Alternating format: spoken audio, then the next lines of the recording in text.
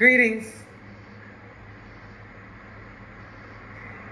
I am recording a statement before I paint over this portrait of Helene Mills. I've been commissioned by the foundation to honor her with a portrait, and they have gone and collected up all of her just beautiful archives and photographs. And the color sienna, my second born and partner in this work, collaborator in this work, compiled this beautiful tribute to her from one of the photographs that we found of her. And we were about to build in a collage of other historic photographs into her halo when the committee reached out and said that the portrait needed to change, that the image that we're using of Mrs. Mills is not the one that people remember her as. And we do not want to create an issue, I guess, or an erasure of her as her memory in this community, by no means.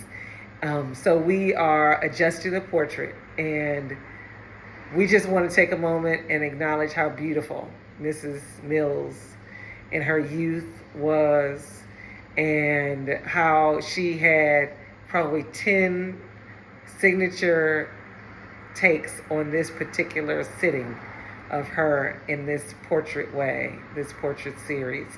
There's imagery of her with her jacket off. There's imagery of her without her smile, more pensive. But all of this the whole series is just stunning of her. Her hair is whipped with highlights of curls, shines of the curls. I intended on really going into as an echo and continuation of the pattern that my color sienna just rocked out on this whole piece. Okay, so we are, continuing our celebration of vibrant Ankara African fabric, the kind of fabric you find in the West End, cute shops, and we are honoring all of our ancestors with these vibrant fabrics, almost wrapping them. What we see is a citywide agan, like freedom quilt all over the city, and they've chosen now to change this portrait to something that is more in keeping with their memory of her, which is more probably like her teacher imagery, so which she was. So we're going to honor that, and I just wanted to record and document how beautiful she is. Helene Mills is also laid to rest at Southview Cemetery. I did not know this as I painted this. I asked that question in the round of feedback, and come to find out this whole time she's been across the street from me painting this. So we honor you, Miss Mills. We love you. We love you. I knew Miss Mills personally.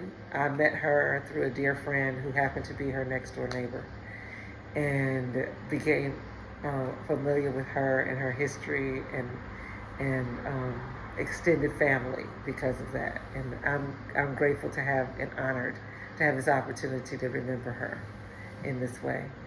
But we want to honor her in this moment, in her youth and her beauty, and know that her tenacity and her drive and her sacrifice and her devotion to the wellness of our seniors was in her as a young person. And she came here to this planet with that wisdom and that purpose and that calling. And it was present in her moments of all forms of her and all forms of her service in community. And we honor that. We love you, Miss Mills.